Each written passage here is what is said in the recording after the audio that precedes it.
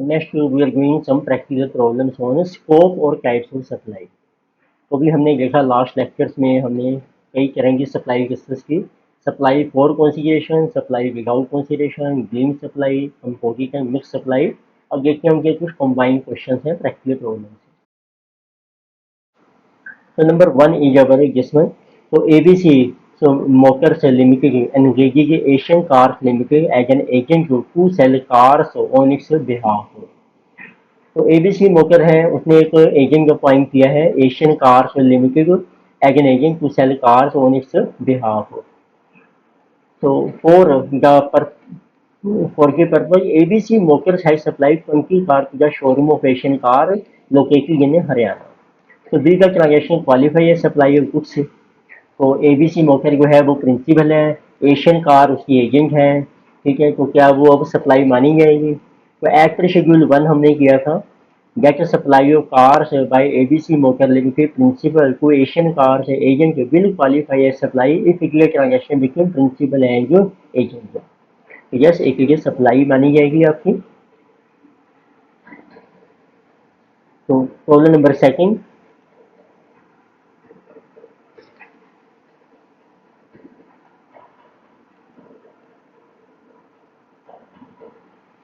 so ABC Associates received legal consultancy services from its head office located in Malaysia। तो ये है हमारी ABC associate है, इसमें लीगल कंसल्टेंसी सर्विसेज इसको मिल रही हैं अपने हेड ऑफिस से। राइट, वो है लोकेटेड इन मलेशिया। तो जिसे कहा इम्पोर्ट और सर्विसेज, इसमें जाके इम्पोर्ट और सर्विसेज है देखिए आपकी बिजनेस पर्पज के लिए, फिर वो टैक्सेबल हो जाती है। The head office has rendered such services free of cost to its branch office. तो ये फ्री ऑफ कॉस्ट दे रहे हैं तो विदाउट कंसीडरेशन है, बट ये भी बिजनेस पर्पज है तो टैक्सेबल है फॉर इस ब्रांच ऑफिस। तो will this legal we are saying with legal services provided the head office to its branch without consideration be taxable as supply of services। तो हमने किया था yes एक taxable. तो as per schedule 1 to CGST Act since ABC Associates and the branch office are related person है, services received by ABC Associates will qualify as supply even though the head office has no charge anything from it। तो even though it is without to consideration तो ये आपकी service मानी जाएगी। Next number third है, an employer gives Diwali gift to employee worth 55,000। तो हमारा था कि एम्प्लॉयर का जो गिफ्ट देना है एम्प्लॉय को अप टू 50,000 वो तो टैक्सेबल नहीं है, पर ये 50 से ज़्यादा है। Like these gifts are subject to GST. Yes, as per schedule 1 to CGST act an employee and employer are considered to be relative person है and any gifts above 50,000 in value in a financial year by an employer to employee shall be treated as supply of goods और service. तो ये आपकी supply मानी जाएगी। In the given case, employer gives 55,000 above 50,000, so it is treated as a supply of goods by the employer to employee and shall be taxable under GST। Another case is Mohan, a chartered accountant, has a registered office in Delhi and has also obtained a registration in Chandigarh। So, in respect of his branch office, so it means they are distinct persons हैं। तो CA है एक, तो registered office है दिल्ली में और उसकी एक रजिस्ट्रेशन है चंडीगढ़ में ब्रांच ऑफिस की। तो वो डिस्टिंक्ट माने जाएंगे क्योंकि सेम पैन नंबर है। तो मोहन ने सप्लाई की है services from its head office in Delhi to इस Chandigarh branch at free of cost. तो बिजनेस पर्पज के लिए कह रहे हैं वो service, will such services be liable. तो Mohan shall be treated as a distinct persons in respect of registrations for establishment in Delhi and Chandigarh. Therefore, services provided from Delhi office to Chandigarh office shall be in between two distinct persons and be liable to GST। तो वो taxable हो जाएंगे GST के लिए। Examine whether the following activities would amount to supply under section 7। तो कुछ activities हैं आपके, तो आपने देखना है क्या वो टैक्सेबल है आपकी। तो Rama charitable trust provides medical facilities to needy people free of cost, donates clothes and toys to children living in slum areas। ये पहला है। Second, Parle biscuits has a factory in Delhi and depot in Agra, registered under respective states, finished goods are sent from factory to depot without consideration. ये principal है, ये existing person हो गए आपके। Factory Delhi में है और डिपो आगरा में है, तो इसमें सेम रजिस्ट्रेशन है, तो existing person. Mohan is an electronic commerce operator in Delhi. Mohan takes legal advice from his brother a lawyer in UK free of cost. तो ये लीगल एडवाइस इम्पोर्टर सर्विस मानी जाएगी, फ्री ले रहे हैं but for business operator with regard to his family dispute. But किसी with regard to family dispute है, personal matter है, not business. Like I said, so Sohan is an eco in Chandigarh who takes legal advice from his sister in USA free of cost in respect of furtherance of his business in Chandigarh। ये business purpose के लिए आप legal advice ले रहे हैं, importer service मानी जाएगी foreign से, ये भी आपके रिलेटिव पर्सन है, तो आपने देखना है कि क्या ये आपकी टैक्सेबल है सर्विस सप्लाई या नहीं। तो पहला केस है टेकिंग नोट कैरी कर रहे हैं। After Section 7(1)(a), supply must be made for consideration except activities specified in Schedule 1 in the course or furtherance of business। So since both these agreements are absent in this case, hence it is no supply। तो जब charitable trust ने donation दी है किसी को, no तो business purpose नहीं है, तो इसमें से इट इज नो सप्लाई, वो तो सप्लाई नहीं मानी जाएगी। तो सेकंड केस था आपका, देखो पार्ले बिस्कुट की फैक्ट्री दिल्ली में है, दीपू आगरा में है, तो उसने कुछ भेजी उसने, तो डिस्टिंग पर्सन है ये, यस एक एक सप्लाई, तो ये सप्लाई मानी जाएगी। Act schedule I to supply of goods between distinct person under section 25 is supply even without consideration if it is made in course of furtherance of business has supply from Delhi factory to depot नागरा without consideration is supply. और उससे third case हमने किया था Mohan eco. अब उसने services import किया, lawyer की सर्विसेज ली है फ्री ऑफ कॉस्ट अपने फैमिली डिस्प्यूट के लिए, ठीक है ना, ब्रदर से जो उसका रिलेटिव पर्सन है, तो ये फैमिली डिस्प्यूट है, उसका पर्सनल मैटर है, तो ये तो टैक्सेबल नहीं है। तो no this is not supply. तो एक्ट शेड्यूल आई 4 मतलब 1(4) import for services from a related person without consideration and not for business purpose is not a supply। तो बी केस में भी यही था, इम्पोर्ट सर्विस की, पर वो थी बिजनेस पर्पज के लिए। सोहन एंड इको चंडीगढ़ में उसने ली है legal advice from his sister in USA, right, free of cost business करके लिए फॉर ऑफ हिज बिजनेस। तो yes it is taxable, yes as a schedule I for import service from a relative person without consideration in the course of for of business shall be given supply, तो वो आपकी given supply मानी जाएगी। Determine whether flowing supply amount to composite supply, तो देखते हैं क्या ये कंपोजिट सप्लाई मानी जाएगी। A hotel provide 3 days 2 nights package of room accommodation with facility of breakfast and dinner.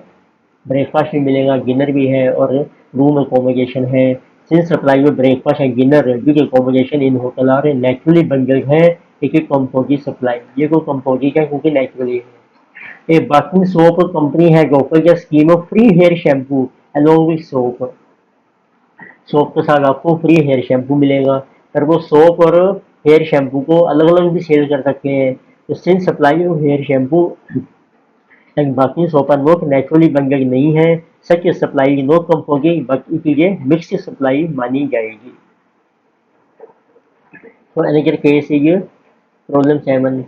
LG sales an air conditioner dealer in Karol Bagh, Delhi needs 2 air conditioners for his newly constructed house in West Patel Nagar, Delhi। He transfers 2 ACs on which ITC has already been availed by it from its stock for the said purpose। Examine whether the said supply without consideration is taxable। तो अब देखो उसने ITC ले लिया है, अब personal purpose के लिए यूज करेगा इसी को, yes it is taxable. Act Schedule 1(1)(I)(1) permanent transfer or disposal of business assets where input tax credit has been available, such assets shall be treated as supply even if made without consideration। Hence, permanent transfer of AC by LG sales from its stock for personal use at the region go without consideration would amount to supply। तो further accrual bag resident है एक वहीं पे, Amit sold an air conditioner to LG sale for 10,000। Amit has bought the said AC 1 year ago for his residence कि sale of AC by Amit to LG sale amount to supply. अब एक customer है consumer, उसने एक एसी खरीदा था पहले residence के लिए, अब उसने सेल कर दिया उस डीलर को। अब उसका तो बिजनेस नहीं है ये, तो क्या वो सप्लाई मानी जाएगी? The sale of AC by Amit to LG sale will not qualify as supply as it is not in the course or furtherance of business even though it will make for consideration। पर ये उसके business नहीं है तो therefore it is not supply। Problem 8, GT roads carrier is a goods transport agency providing transportation goods by road। तो ये by road goods transport कर रहे हैं। So it also provides intermediary and ancillary services like loading, unloading, packing, unpacking, transshipment and temporary warehousing in relation to transportation goods by road। और plus ये कोई और service भी आपको दे रहे हैं।